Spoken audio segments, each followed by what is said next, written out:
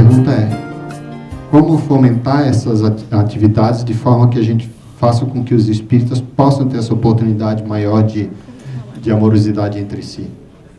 Primeiro é o seguinte: nós estamos na Casa Espírita trabalhando, e a Casa Espírita oferece o atendimento espiritual, oferece tudo isso.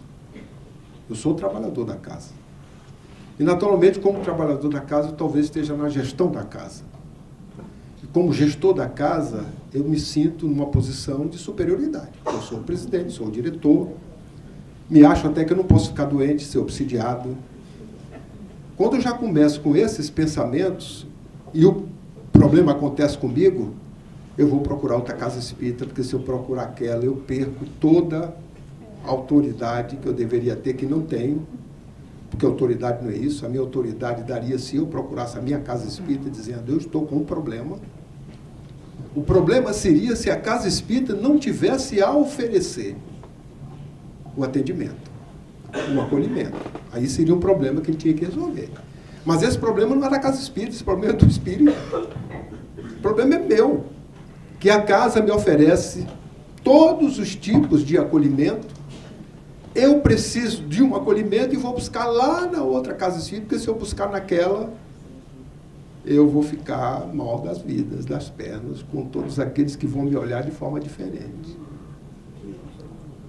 Então, esse problema é do espírita, não é da casa. Agora, se a casa não tem, sim, aí a gente vai buscar no outro local, porque a casa não tem. Aí ela vai proporcionar aquele tipo de trabalho. É o nosso orgulho, é a nossa vaidade, é o nosso desejo de achar que, naquele momento, por ser presidente, nós somos superiores aos outros, ou se for diretor, é superior aos outros. Foi aquele exemplo que eu dei. Casa espírita é um hospital para todo mundo. Dirigente, não dirigente, está sendo acolhido naquele hospital. Então, nós, diante desse momento, questão da união, não é? Entre nós, que aí você citou outro problema, que são das cisões que acontecem, é porque nós vamos encontrar dentro da casa espírita mesmo aqueles que no passado convivemos juntos e não soubemos ter uma vida de relação. Aí a doutrina espírita vem hoje para nos ensinar como devemos conviver uns com os outros. E Jesus nos colocou junto para nós aprendermos a conviver. E aí não estamos aprendendo, porque tem a oportunidade, tem o ambiente, tem o conhecimento, e nós estamos dando atenção àquilo que nos leva a um passado de forma muito mais forte, que é justamente os atavismos. Daí o grande esforço, a luta para que nós possamos construir essa união, porque essa união não é botar junto, não. Ela exige esforço muito grande. E é por isso que neste aprendizado da convivência, nós devemos eliminar todo tipo de conversa, de querelas, como você falou, por metro quadrado, que vai levar a milindres, porque o espírita que tem milindres, ele não está alinhado com Cristo.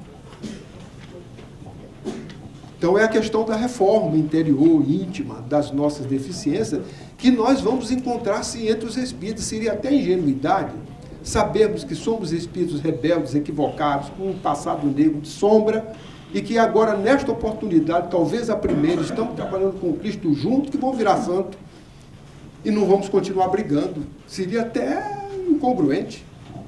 Só que eu não vou dar mais atenção à briga, eu vou ter que me reformar, eu vou ter que lutar para não fazer mais as mesmas coisas do passado. Então, isso é a grande dificuldade que nós temos nesse aprendizado. Porque o problema que você falou, ele não é exclusivo dali não, viu? Muda só de endereço. Dos 14 mil centros que existem por aí, um grande percentual podia dizer assim, ó, só mudou um local, está ali, está assim. Agora é o quê? É o laboratório próprio, adequado para o nosso aperfeiçoamento. Se nós soubermos aplicar as ideias espíritas em nossa vida. Na conclusão do Livro dos Espíritos, no item 5, Kardec fala das ideias espíritas. E que nesse manual, no plano de trabalho do movimento espírita, está ali, no determinado momento, está falando dos momentos das ideias espíritas. Onde diz aqui no manual, simplesmente dizendo que o primeiro momento é da curiosidade, o segundo é do estudo, da reflexão, da ciência. E o terceiro é da aplicação das ideias espíritas. A minha pergunta vai de encontro a essa questão da diretriz número 7, que trata justamente de estudo, capacitação continuada e a questão também do choque entre trabalhadores novos e antigos. Tenho percebido que casas têm dado mais ênfase aos trabalhos mediúnicos do que ao estudo. Particularmente, eu observei casas em que o tempo para estudo em torno de 25%, enquanto que para atividade mediúnica 75% do tempo dos grupos utilizados. Está certo? Está errado? Está fora da diretriz ou da expectativa do movimento espírita?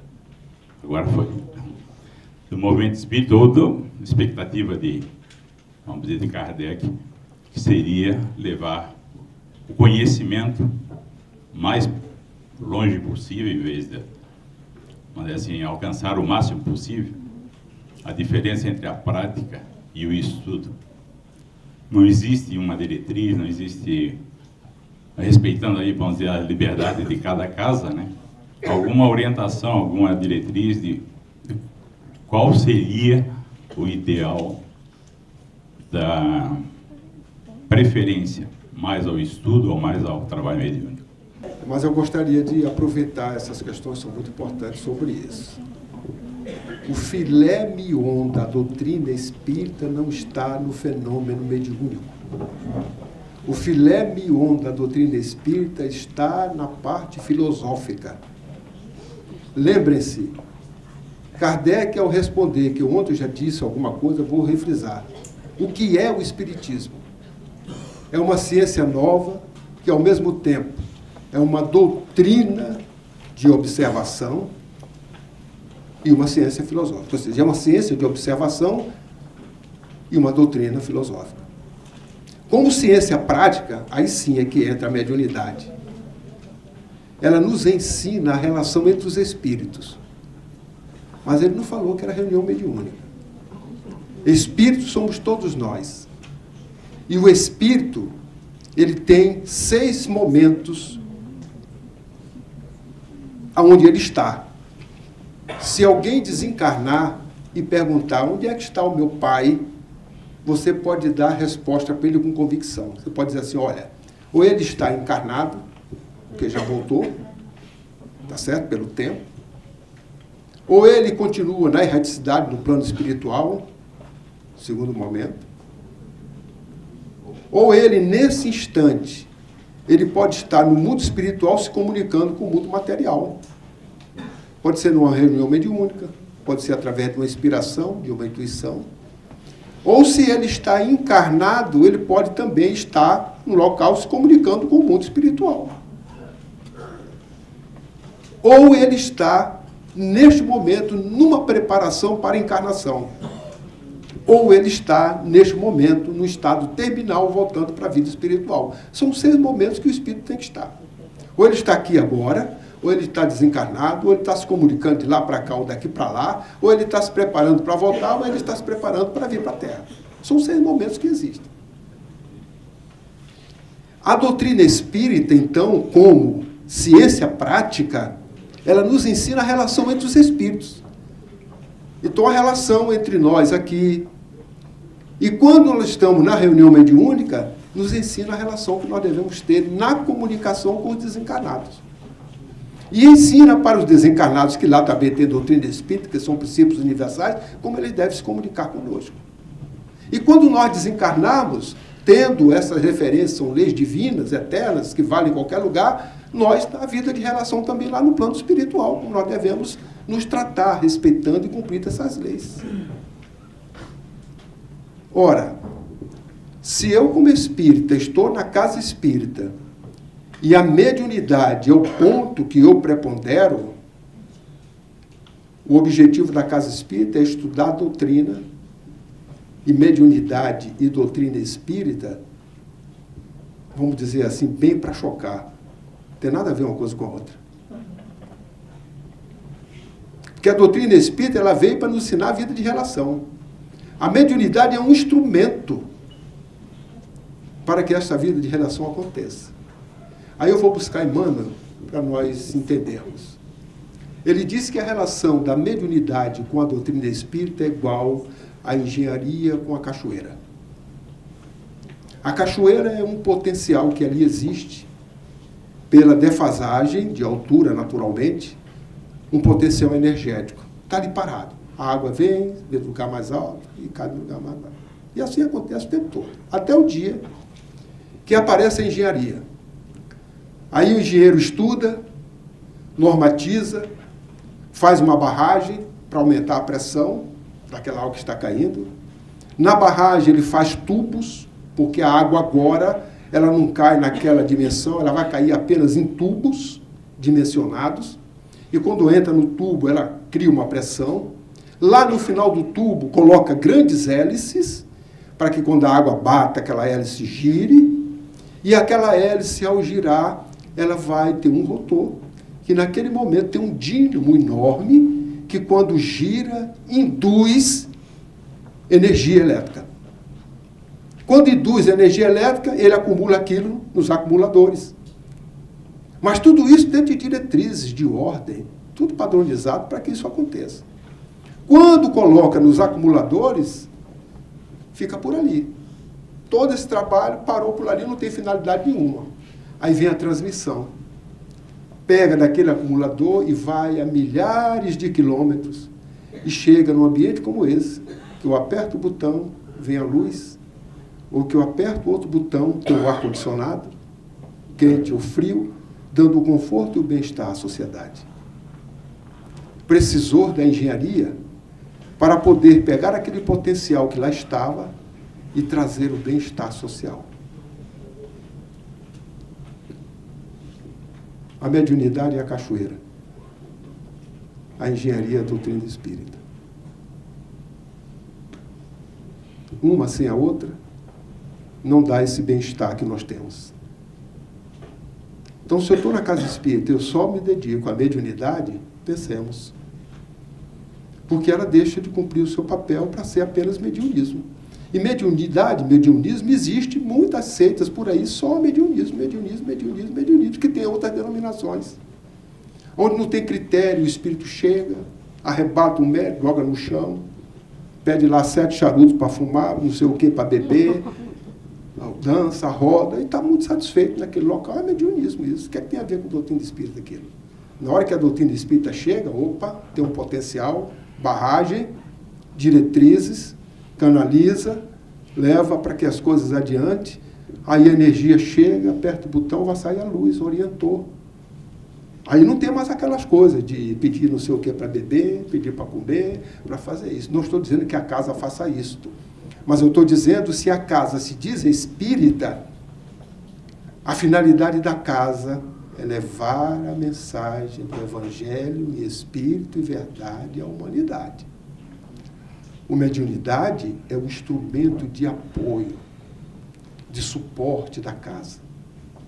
A mediunidade, ela existe para que nós sejamos beneficiados pela caridade que os benfeitores espirituais propiciam àqueles que numa reunião mediúnica séria, e a reunião mediúnica séria ela é instrutiva, ela não é especulativa, ela é séria porque é instrutiva, ela é séria porque os seus componentes vivenciam o Evangelho de Jesus, que propicia na casa espírita ter o suporte para que os benfeitores venham ajudar, dar uma orientação e, ao mesmo tempo, propiciar, através de uma comunicação de um sofredor, de um espírito que não entende que desencarnou, vir contar-nos a sua situação, nós podemos acolhê-los e, a partir daí, encaminhá-los, porque o trabalho é do plano espiritual que encaminha eles para o local devido. Mas quem está sendo beneficiado somos nós encarnados. Porque ele vai contar um passado que ele não pode mexer. Já aconteceu, ele está desencarnado. Para ele poder recuperar-se daquilo, ele vai ter que preparar uma reencarnação para poder estar. Nós estamos ainda encarnados, ouvindo os equívocos daqueles que já cometeram, estão do outro lado. E nós podemos corrigir se tivermos erros semelhantes àqueles que eles estão nos contando. Às vezes, nós vamos para a reunião mediúnica com outro propósito, não desse aprendizado. Porque o espírito vem, conta, etc., faz, 15 dias depois eu estou cometendo o mesmo erro dele. Eles chegam na reunião mesmo dizendo que são espíritas sofrendo no plano espiritual, arrependidos, porque quando estiveram como espírita não cumpriram o que deveriam cumprir. Na questão da fidelidade doutrinária, tiveram uma rigidez enorme e impediram muita coisa.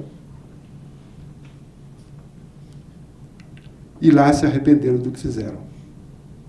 Só que a fidelidade doutrinária não é essa rigidez. A fidelidade doutrinária é quando eu aplico essa doutrina na minha vida, eu sou fiel a ela. E quando eu aplico, eu sei ser manso como as pombas e prudente como a serpente. Então, a casa que dedica-se somente a um aspecto, com maior preponderância à mediunidade, que reveja, para ver se ela está dentro dessa diretriz. Porque as casas espíritas, todas têm reunião mediúnica. Todas têm. Entretanto, isso não é o filé mignon.